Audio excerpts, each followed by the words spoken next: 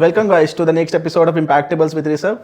Today in the city of Bangalore, where the consumption of beer, people love drinking beer, we are founder of Bangalore Brewing Company called Prasanna. Thank you so much for coming here. Hi, my pleasure. Thank you so much for being here. And I will start with, what made you start a business in microbrewery industry in Bangalore? I think more than you can call microbrew industry, we call ourselves a brewpub, considering because we also sell food and beer together. So back in the time, 2017, I think I got into a struggling F&B space, which was not doing great. By accident, I got into the business, not intentionally.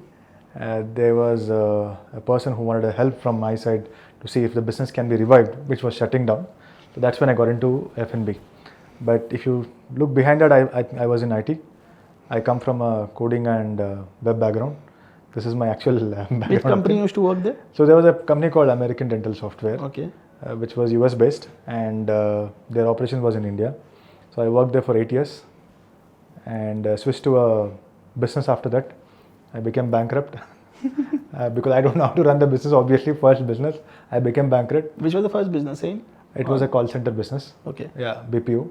And I didn't do well, obviously. I became bankrupt because of fraudulent activities. And post that, tried multiple couple of things, startups, but I think my destiny was in F&B. Great. But during 2017, when you started in Bangalore, Yeah. there must be more of other breweries in Bangalore, or your micro brewpub we call about.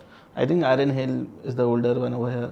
So 2017, there was only 18 or 17 breweries in Bangalore. And I was part of a brand which I took over. It was not my brand. Okay. I took over and tried helping the brand. I was basically CEO for that brand to scale. We were the only microbrewery or a brewery in that entire outer ring road. This is 2017. There was no other players. So that's Outer when we Ring Road, started. which area? Which is Madhepura, Marathili. As Okay. of now, that's outer ring road. Yeah. So we were the first people to get a brewpub there, a brewery there. Yeah. Okay. Back in 2017. 2017. But 2019 is what we started Bangalore Brewing Company. I started a brand and I have a co-founder now. We are at 6 locations. Okay. Which was the first location which you guys opened? So Electronic City is our first location. So we just started at 2019 and we had to shut 2020. Okay, it's already shut down. Yeah, because COVID. Okay, yeah. But you guys still running it, na? Right, yes. So that's the first outlet. We are still doing good over there. And now the last recent outlet was in Eco World, Bengaluru. Okay. Yeah. So we'll go understand more about this business Sure. overall. But what happened when you started in 2019? In just 1 year, Corona came. I think 1 or 2 years it was completely shut down, right? Yeah. So how did you tackle that particular phase of your life or the business journey, because you just started, and that was one outlet that time, right? That's the only outlet, yes. I And had all another other one outlets which I was came managing. after Corona. Yeah, but I was managing one outlet, earlier one, which I took over in 2017. Plus I had this new brand which was founded by me, that is 2019 Bangalore Brewing Company. We did great numbers in 2-3 months. So the confidence levels were much more higher, saying that we could do great numbers. But 2020 we started hearing news that mask is mandatory. Right, and then 20 March, end of the month, we said, there was a guideline saying we should have space between the tables. We can't have more than so many number of people in the outlet. And then April we saw we had to shut. There was no, yeah. But then there was a restriction saying that you can do delivery business, but honestly we are a lifestyle experience based brand. We can't do much in delivery, right? So we had no hopes. We had to close for some time till there was a relief. And then when did you guys reopen? I think 6 months it took. 6 months restrictions were there that we can't do anything. We tried doing delivery business. We did a lot of charity business. Sorry, not charity business. We did a lot of charity, a lot of social work in between. We did a lot of food supply to the people who can't get food and all that. We gave shelter and food for the staff who was working with us. So after 6 months, I think there were some basic restrictions was taken out, and then we were allowed to serve the food and drinks again. So, but it was not a great start. We had a very slow movement of the food and beverage that time. Hardly people came out because everybody was scared. Of course, even I was scared because we saw COVID and people dying everywhere, right? Correct. Obviously, it's not a right moment for anyone. But I think we had some hopes. I don't know what else to do, right? Because I was in IT, I left and came into this industry. And now I thought, okay, this is going to be my bread, butter, whatever I can think about my next future. So what do? I have to wait and watch. But there was 50% hope saying that things can get better or may have to change the industry. But I think post 6 months things started getting better, and within a year I think confidence level went higher because I could see people came out than ever came out previously. The aggression of coming out became way too high because people are bored, obviously, sitting at home doing nothing. So right after that, I think every year we opened one outlet, and within 5 years we scaled to 6 locations now. Whitefield being one of the biggest, and smallest being in HSR and EcoWorld now. But the HSR one is the most coolest one, I believe. Yeah, it's coolest, very cozy is what people usually call it. It's a small place. And it's lying in the hub of startup, heart of startup in the HSR. Yeah, the idea was, I stay in HSR, and I personally did not feel a right place for the food here. Okay. And I thought I should do something within the HSR. So when I discussed with my co-founder, he was very happy to do it. So we took some place which was available already, and then we started it. And it was year 2000? I think 2023. Okay. Yeah. 2023 got up. So as of today, like how big is entire BLR Brewing Company? What you guys mostly focus upon? In terms of numbers or whatever it is, whatever you want to say, like in terms of how much volumes you guys do. See, as a brand today, we are 100 crores projected revenue brand. And in terms of employees, I think we have an employment of around 800 to 900 people in the company today. And I think we serve more than 30,000 liters of beers across all the outlets. 30,000 liters? Yes, in a month. And what's the entire consumption of Bangalore in any numbers if you have? I know as per the excise value, but which I can't tell in public. It's available on excise portals. But yeah, I think Karnataka is the highest consumption of beer at present. Okay, in beer also we have categories, na? Yes, we have commercial beer, we have craft beer. So we come under craft beer category. Yeah. Okay, and what difference the craft beer is from the commercial beer? If I give a very layman example, fresh milk, and the Tetra Pak milk, right? So Tetra Pak milk is about pasteurization. Correct. And fresh milk is without pasteurization. Your milk can get spoiled in a day or two. Similarly, anything goes in a bottle. I'm talking about lager beers. These are the style of beer that is pasteurized and can stay for 3 to 6 months depending on the validity. But craft beer is made within the property, or it can be done in commercial place. But in this, there is no pasteurization mostly. And it is, when I say craft only, it's an art, right? So we can do whatever forms we want. We can add apple, we can add watermelon, we can add papaya, or we can add, recently we are doing a collab beer with one of the bakery. Okay. We put a lot of bakery products into it, like beer, bread crust and all these things. So the idea is to make a beer which tastes like a bread. So we're going to be launching in one of the Oktoberfest, which is going to happen this month. Okay. Yeah. So the craft itself has a name, right? I mean, it's basically about what we can do as a art. But when it comes to bottle beer and lager style, I think there is no multiple style that people have experimented. Yeah. So, but for your question about difference between the bottle and craft beer, I think mainly it has longer shelf life, and this has shorter shelf life, but tastes better. So, one more bigger difference in terms of lager and craft is, I think lager is mostly bottom fermented, and craft is top fermented. And what's the difference between top fermented and bottom fermented? It's basically how yeast reacts with the beer. Okay. Yeah. So beer is made out of barley, water, Correct. and hops and yeast, right? So these are the ingredients makes the beer.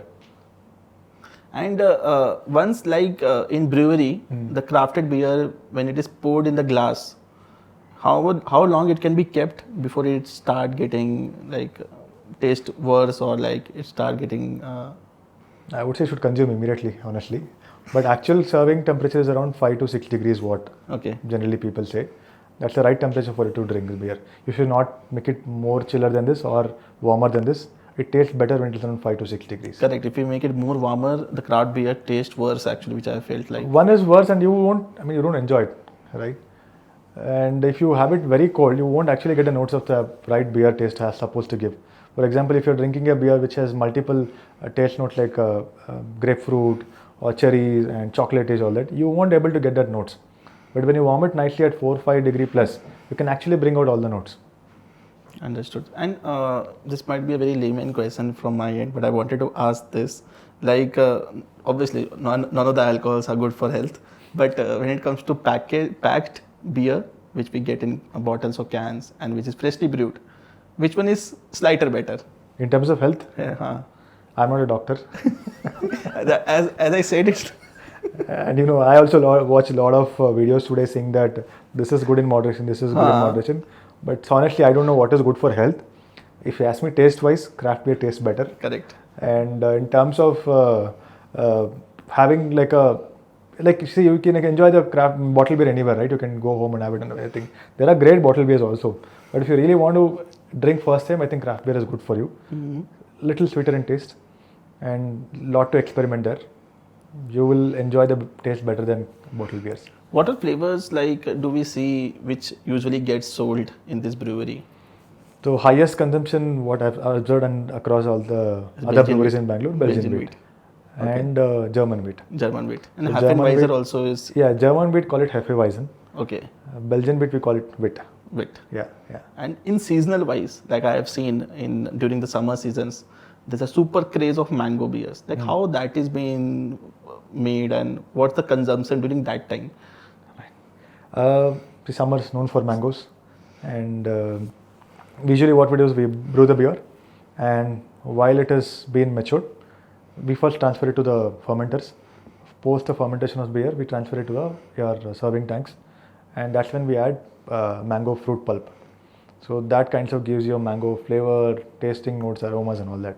And yeah, I think we usually see a very good response using the mango things because it's something about nostalgia, right? Every summer we enjoy mango. So the moment it is there in your glass, I think people like it more. Yeah, but I see a very good response every It year. happened with me also. I never used to drink. I drank the mango beer first time. Then only I started liking beer. Okay. No, but yeah, usually you can do any fruits. So mango is one of the very well known and very easily adapted by the market. We just did a guava ale, so it was very good. And we also did something which is of grapefruit. That was nice. We did something with filter coffee and cherries. That was good. So, but you guys keep in the menu regularly or like you keep on changing it? We do one seasonal beer every month and two. That's just to make sure that there is some fruit available in the season. Okay. So this was my thought saying that why don't we innovate with every season something new? Why to keep the same old style? See, honestly, we all like what is produced locally. So let us experiment something with locally available things, no? Correct. So when it comes to mango, we'll try and source something from local farmers, which is available close to Dodbalapur, Chikbalapur, and we go talk to them, buy it in bulk, and we pulp it out and we do it generally. And fruits also we go to market and pick it up. So there's a better experience I feel for the customer. Yeah, I understand Hefeweizen and Belgian wheat is more popular and easy to drink, but I think you should also experiment and try something new. Obviously, so definitely I try to see the new one, but I won't be able to drink those which are very bitter in taste. Okay. So that black one, something comes, the entire black beer, which is very difficult. Most Stout. people, sour beer, no? Stout. Huh. So that's what. I hope my parents doesn't watch this episode with me. Come on, every parent knows that their kid drinks, yeah. It's just that I No, think beer parents- is okay. Beer is good for health, which I also understood. I'm not saying anything. I'm not supposed to be even promoting alcohol. But I would say it's good for It's a your bit- experience and lifestyle. It's a lifestyle. Yeah. So when it comes to the market, like when we talk the entire consumption of alcohol or beer, how the market is distributed across India, and then we can come to Bangalore also. In terms of beer distribution? Alcohol, then we can talk about beer. Okay. See, each state has own policies. When it comes to Karnataka, generally the producers or manufacturers go to distributors, and distributor talks to us in terms of marketing or explaining about the products. But I think usually that product goes to excise depot. Every area has an excise depot. For example, for my HSR outlet, we have a dedicated depot where we pay the money upfront, then we do pick up the products. So this is how the supply chain works in Karnataka. And Goa is different, Maharashtra is different. You don't have to follow this format where distributor can directly supply to the end retailer. But only with Karnataka, I think we have this format. I'm not sure about other states, but Karnataka, this is a format we follow. Yeah. And do you guys plan to go to different states or cities? We are in plans, but I think for us, me being Bangalore born and brought up, I think the idea was to become best of Bangalore first. We're trying to be best of Bangalore, but I don't think so. It's very easy with the growing competition and market. So I think once we establish very well in Bangalore, then I think we can step out. And how do you see yourself positioning? Like in which position do you fall in the Bangalore market itself? In terms of Top 10 or like something like that? No, I'm not the right person. Probably as a consumer, you should tell us. So as a consumer, see, as a taste wise, as an experience wise, I like the Kanakpura outlet very much. It is very much wider and open also. When the rain comes, it looks very beautiful. That is one reason of liking that outlet. Second, if in terms of vibe, Whitefield is the better one. And when you want to meet startup folks, HSI is the better one. And I think one more place is then Electronicity. So we have first is Electronicity. Yeah, Electronicity I never went. Okay. So all these places I went. So Electronicity is I went. I could not comment. So but it is like for a consumer who wants to sit there with their friends. If I talk my perspective as a consumer, it is okay to. It is good to spend 3-4 hours. You will not feel like you need to go out from here. But in that vibe part, only Whitefield outlet will win that part because you will see floor-wise, you will see people out there. And then what happens is most of the time, the nearby table people also become very good friends over there. So that is the most craziest part of Whitefield because many people are IT people. People come after this Friday work, Saturday work. They're already exhausted. People just want to meet new people. That thing is very nice. And in HSR, you will know everyone. And you will always find someone who is sitting like either a client, a person who is a friend, etc. So that's the funny part of that. So interesting. So what is the most geographical wise or the location wise, what do you feel is the most important factor when you try to set up a new outlet in Bangalore or in Bangalore itself we talk about? What factors do we see? I think our primary idea was to get a place which can have everyday consumption sort of thing. Like as you said, how IT crowd wants to get out and hang out with their teammates or friends and on the end of the day and finish the drink, right? So that's the first vision that we had. How can we make sure that we're in a location where we get consumer every day, right? So we only saw, okay, these are areas that we can focus on rather than becoming a weekend parties destination. So we don't call ourselves a party destination, we call ourselves most like an everyday spot. But if you look at it design wise, we are designed mostly like, so we call 5 elements of nature is what we want to utilize in our design. And we also keep the old Bangalore essence. Because me being a Bangalorean and born brought up here and I see how things were here. So we want to bring that little elements within the space. Not too many colors, not too many artificial elements, not too many plastics. If you see in Whitefield, everything is natural plants. There is no plastic plants. And we have a waterfall which is 50 feet. Correct. And within that waterfall also every plant is natural. So the idea is I think for me, if I go as close to nature, I think I feel very happy about it. So our thought was, why don't we bring together and make it a space which can provide food and drinks. So when it's more about hanging out or lifestyle, people meeting each other. But when it comes to audience, what type of audience do you see mostly coming? Like because there are like multiple audience, when we call it Gen Z, 19 to 24 age group as of today, they mostly go to pubs and the dance floors are there, etc.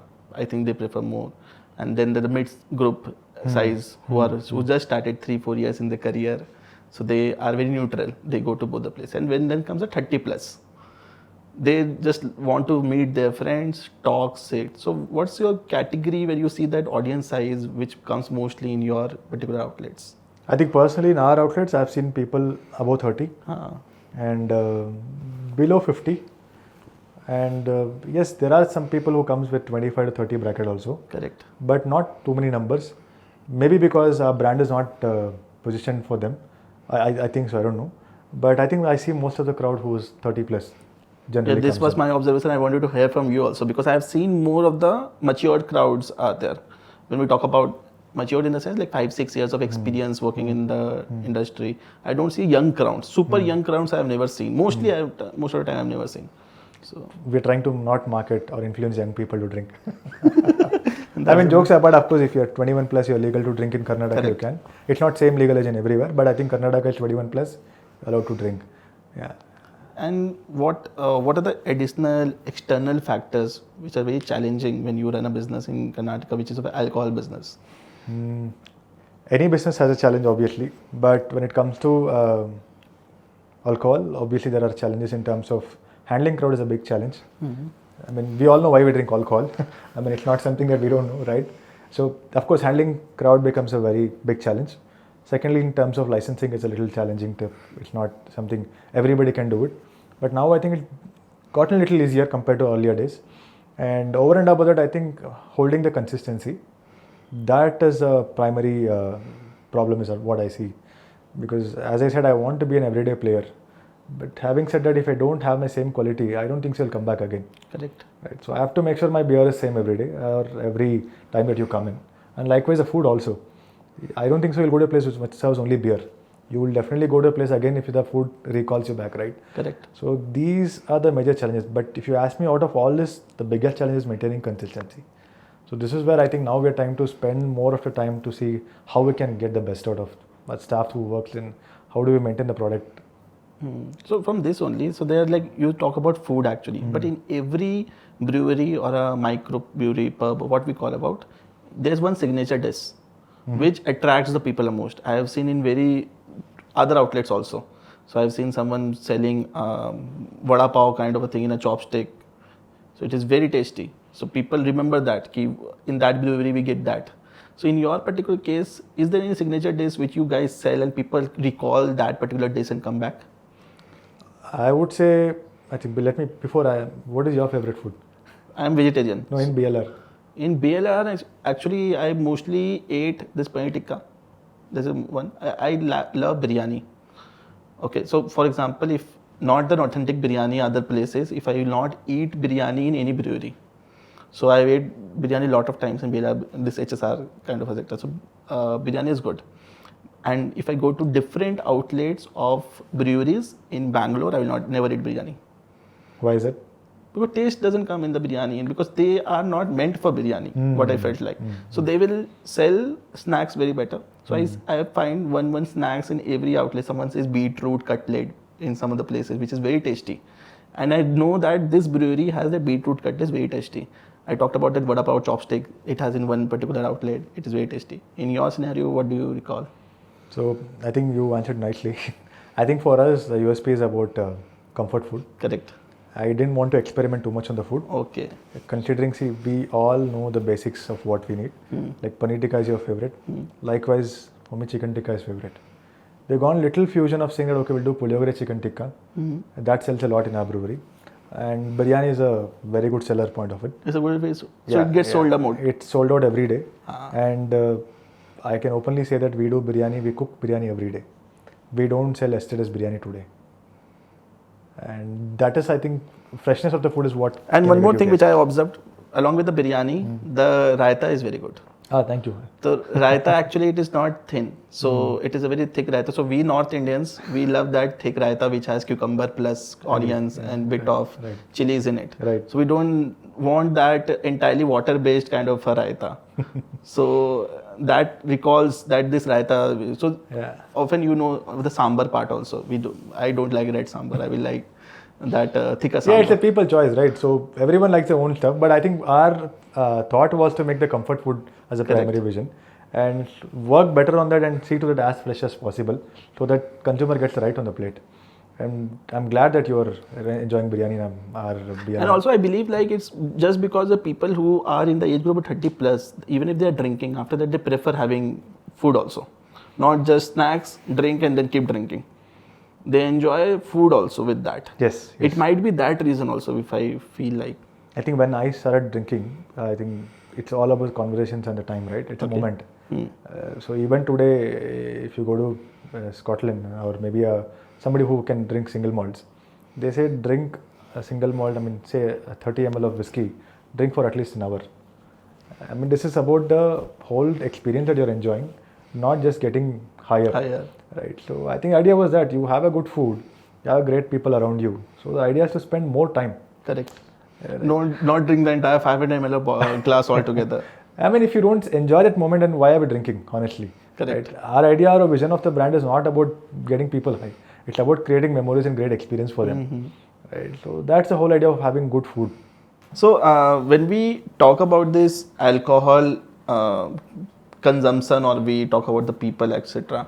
So what comes the first thing when you see that people will like this particular thing most when they enter in my cafe? Attractive point. For example, there might be people, the waiters, the managers, or you talk about the ambience, or you talk about taste, food, etc. For you guys, what has been a one major thing which you guys focus a lot when people come? I think primary is an experience, right? So when you enter, how you're treated, that's very important. Correct. For example, you go to a marriage and nobody says, sir, welcome, how are you, or what's your name? You will be like, मैं किधर आया हूँ? But marriage you will get free food, na? Doesn't matter, sir. But you will not like it, right? So when you go to marriage, you expect that person, somebody comes and talks to you. First thing, right? Okay, yeah. Or else you will feel lost. Yeah. The moment they don't address you or even talk to you, you will be like, why should I come here? Keeping the free food apart. Right? So let's talk just, okay, your friend has called for a wedding. Somebody has to address you, right? So I would say the experience is first thing. So the moment you enter, if you are welcomed nicely and you have a great experience, I think that's the first checkpoint. And post that, we focus on the ambience. Hygiene is most important. We try and maintain as much as possible to no dirty spots at all. And secondly, the music should be, which is based on the time, day's time. So we keep it very low and mellow down music during the afternoons. It's not a very high energy music. Evening goes by, I think we also start off very little high energy music and also with high energy. But I think if you ask me, it's overall experience that we focus on. How you start and how you end the experience within BLR. As a consumer, I will tell you my experience. What happens, what I see. If I booked a table for 8:30 for any of the restaurant or club, and if I reach there, if the desk people say that keep table is not vacant, that's the worst experience for me. If I say, because if I booked a table, that table should not be given to anyone. Of course, I understand. And not the reputed ones, but the smaller or the growing ones, they do this. They give to other people, and then the people who have booked, but they fail to realize the people who are booking and coming, they will spend more time and might spend more money than the people who are coming impromptu. I think honestly, this shouldn't happen. Correct. If you ask me, that's absolutely wrong to do that. When you say reservation, that means reservation. So when we reserve the table, I think there should be a system that takes reservation. We have a system in place. We block that particular table and don't give it for anybody else. Got it. And we also have particular section or some tables reserved for walk-ins. Okay. Right. But that tables will not be available to book online then. Of course, no. We keep some buffer so that people walk in also, right? We need to give the table for them also. So we keep some buffer for them and we keep tables for the reserved people. 99.9% I don't think so. We do that thing that table is booked and we don't have table for you. But there is 1% or 0.1% chances of mistakes happening because of too many people handling the reservation part. But we make sure that no mistakes happen. And the confusion between that you will get the table in next 5 minutes and that is dragging to 30 minutes. That is again a second turn-off point for any consumer which I have seen. So what happens, most of the people, most of the managers or the desk people, what they do just to hold on the customers in the waiting area, they say 5 minutes, 10 minutes. But that never happens 5 minutes or 10 minutes. They know if a person is with a full glass of beer and that table is about to get vacant, it will not get vacant in next 5 minutes. Of course, no, yeah. And that, if the person tells me very honestly that 30 minutes you will not get it, I will not think in my mind that I will get a place now. Even if they give me in 20 minutes, that's okay now. Sure. So that is one particular thing which I feel, again, might be a business tactic for those kind of people, but what I feel as consumer, that might be a red flag for me. Like I will not go to this place because tables are not there. Or the reservation if I am doing, I'm still in a waiting 5 minutes, 30 minutes, etc. So this I have seen people quarreling for this particular pointers when I see. No, but even today, I think people do that. See, they block tables. Correct. They don't come. And no, not just that. They also say that it's full. But I think it's also way of building the demand. Okay. But I don't think so. We have followed that method till now. We are actually, honestly, we are full and we don't have tables. When we opened Whitefield outlet, we don't have tables for 1.5 hours. And we were honest with the customer. And there are times that I have stood in the front desk. I have told the customer, sorry sir, I can't give you a table for 30 minutes. You can come back next time. I don't want to ruin your experience. That is even more better because they will go to different place. Correct. And now we also have a reservation app. We also have a walk-in app. You come as a walk-in and you book a customer. You book in as a walk-in customer. You also get a message with a timer, wherein it says that how long you need to wait. Yeah. As and when the table gets released, you get a notification saying the table is available now. So we try and make the experience as much as possible best for you. But yeah, there are 1.1% mistakes that can happen. Correct. Yeah. That is there, but it should not be But frequent. we make sure that we don't disappoint the customers. That's our vision also. Yeah. Like any role does data play in your entire offline outlets industry as a whole? Like people coming day in day out, people obviously they give the mobile numbers when they go to the table section. Any role the data plays in order to project that in this month we will do this we will do, we will sell this particular thing, we'll not stop selling this one. So do you guys do that also? Definitely yes.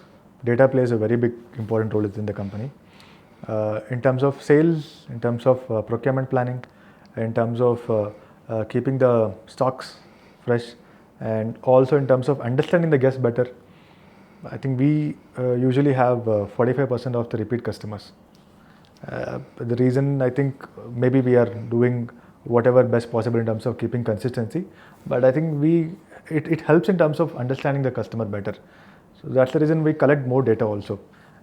Obviously, we don't send too many marketing messages or WhatsApp messages or whatever. I never received, I think. Yeah. Yeah, that's not the aim for us actually, but it's to understand whether are we doing right or wrong, and to understand how many times this customer is coming back. So those are the reasons that we use the data for. And we also collect a strong feedback. If you are a customer of us, you would get an automatic message from us saying that please drop a feedback after you dine in. If you had used your number to order from our table, you definitely get a message. So this is mostly to understand your experience and to get better. Right? Marketing is a very small bit that we use numbers for. Otherwise, we don't. But it's mostly for other calculations, other understanding how we can improve ourselves. Interesting. Like as of today, 2025, you guys opened 2 outlets in 2025, correct? This year, yes, we did too. So any plans that will be expanding more in 2025-26, more outlets in Bangalore? See, as a entity, and we have 4 brands in the kitty right now. So our primary brand is Bangalore Brewing Company. Started 2019 and we are at 6 locations now. Yeah, maybe few locations opening soon. We also have something called Bangalore Coffee Roasters, which is a coffee shop and a cafe chain. We just started in HSR layout 1.5 years back. We opened in Indranagar just 2 weeks back. Okay. And we also have another brand called Hamilton. It's one of the largest cocktail bar in the country.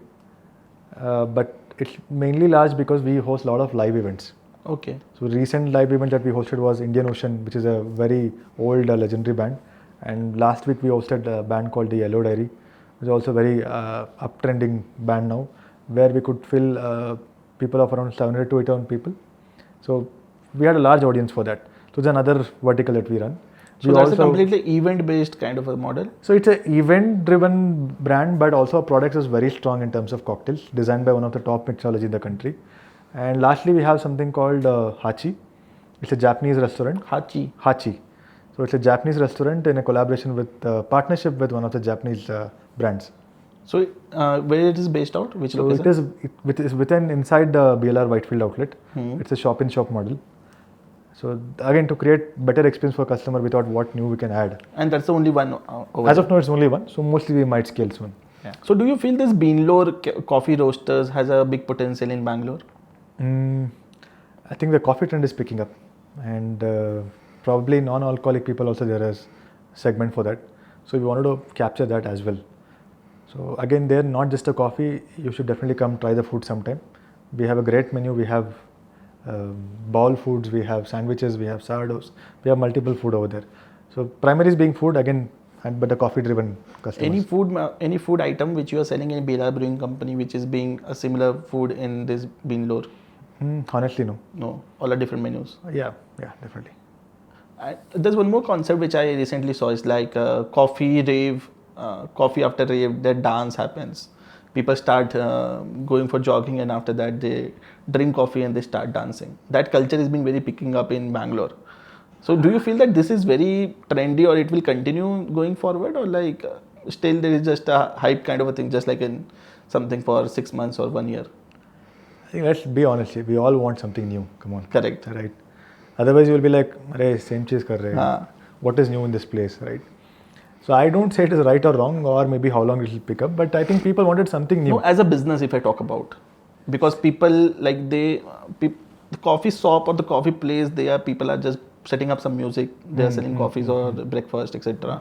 As a business, do you see any potential out there? Yeah, definitely yes, because we get a different sort of audience, right? So I think it's good. I mean, it's good to do something different. So we did coffee rave in BLR, in fact, because they wanted a larger place. We did a collaboration with Indranagar Run Club, and they had some 200 people running, and we got a breakfast setup done. We had a DJ with no alcohol. I mean, the entire setup was only about coffee, some juices and breakfast. It was fun.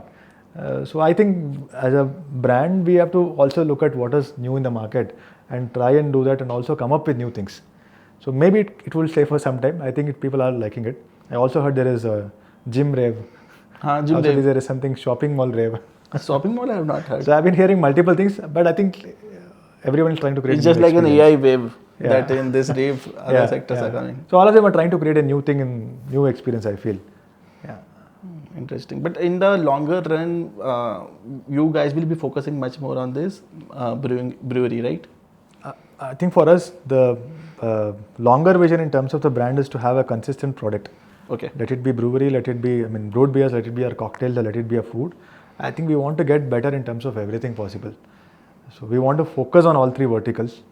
Beverages being the primary one and another one being the food. I think both plays equally role in the business, right? So even if I say I don't want to care about food, it doesn't, right? Both is important.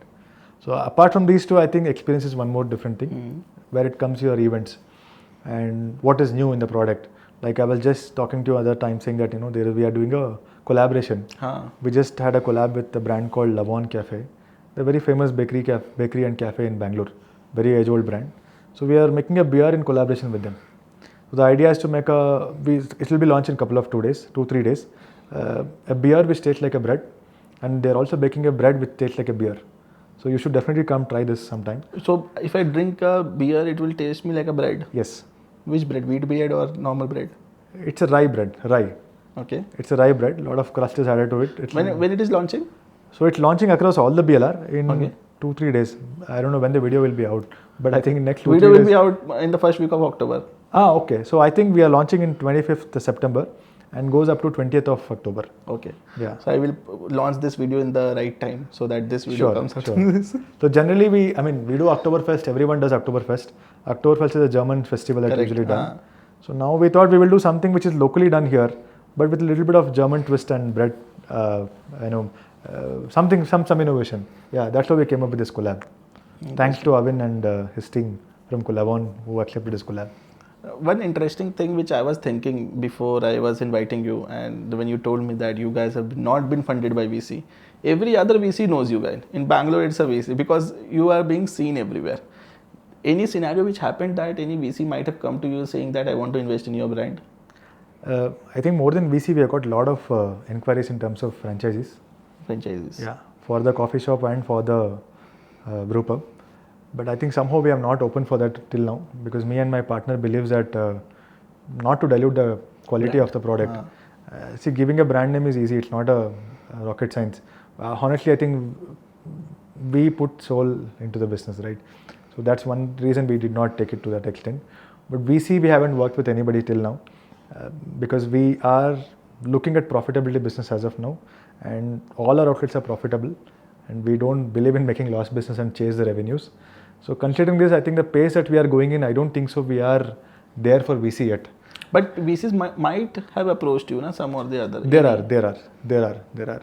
And we are also looking to raise money, but not through a fast pace running revenue business.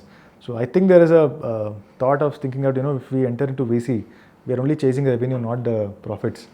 So this is one thought I think me and my partner want to I agree with it. I also didn't raise money, so I agree with it. Yeah. So, but different businesses require different money. Yeah, maybe I think. Correct. See, the VC that I've spoken to had this kind of thought. But I'm sure there are VCs who will believe in our thought process. Exactly. I think nowadays it's also changing, right? So it has changed a lot actually. Yeah.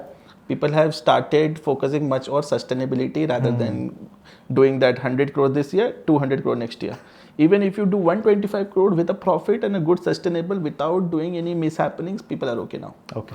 That's the new mindset which I have seen from 2024 end kind of a thing. Nice. And which is good.